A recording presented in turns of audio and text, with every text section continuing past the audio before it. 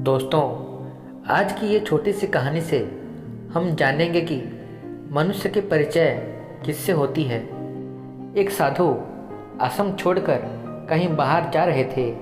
जाने के समय छात्राओं को कहने लगे, समय अच्छा नहीं चल रहा है, सावधान के साथ रहना। यह एक आश्रम है, इसलिए बहुत लोग आश्रय के लिए पूछेंगे। सोच समझ कर करना, जो भी करना।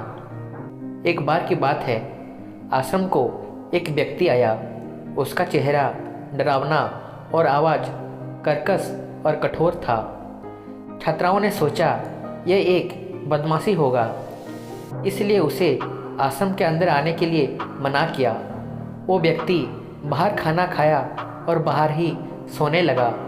फिर वो सोचने लगा कि वो क्या कर सकता है, और अंत में आश्रम के बगीचे को साफ करने लगा, बगीचे का ध्यान रखने लगा। लेकिन उसके कठोर और कर्कश आवाज़ से डरकर छात्राओं ने उस व्यक्ति से दूरी बनाई रखी। ऐसे ही कुछ दिन बीतने के बाद आश्रम में एक साधु और उसके कुछ चेले आए। आश्रम के छात्राओं ने उन्हें देखते ही उनको स्वागत किया और प्यार से आश्रम के अंदर आने को बोला। लेकिन ये साधु और उसका चेला भजन कीर्तन करने के साथ साथ धूम्रपान भी करने लगे और आश्रम को मैला करने लगे। कुछ दिनों में आश्रम के साधु आश्रम को वापस आए। आश्रम के बगीचे को देखकर उनका मन खुशी से भर गया और फिर आश्रम के अंदर गए। तभी उन्होंने आश्रम के अंदर का हालत देखकर गुस्से में आ गए और छात्राओं को बुलाकर किस तरह वो दुष्ट साधु और उसके चेले आश्रम को छोड़ेंगे उसकी व्यवस्था करने को बोला।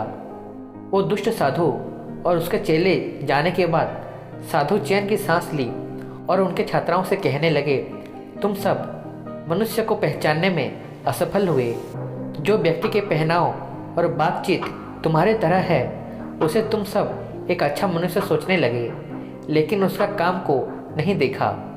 तभी जाकर उस दुष्ट साधु और चेलों को आश्रम में आश्रय दिया। मनुष्य का पहनाव नहीं, उसका कर्म परिचय देता है। पहले ना सही, बाद में तो उस व्यक्ति के कार्य के लिए उसे कम से कम सम्मान तो देते।